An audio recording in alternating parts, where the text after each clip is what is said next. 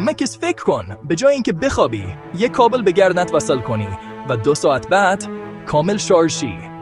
اگه واقعا ممکن بود دنیا چه شکلی میشد؟ چرا 10% آدما برای کار کردن به 8 ساعت خواب نیاز دارن؟ چون خواب فقط خاموش شدن نیست. تعمیر، حافظه، رویا.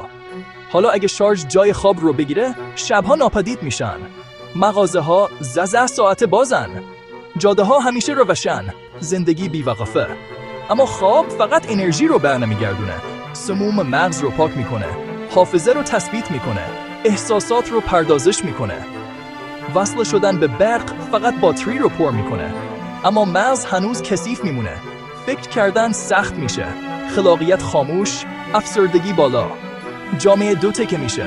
ثروتمندها شارژر و پردازش مصنوعی بهتر میخرن. بقیه فرسوده و بی استراحت. آخرش میفهمیم خواب فقط خاموشی نیست، بخشی از زنده بودنه. ما خواب میبینیم تا انسان بمونیم، نه فقط زنده. اگه این دنیا رو تصور کردی، دکمه لایک و سابسکرایب رو بزنید.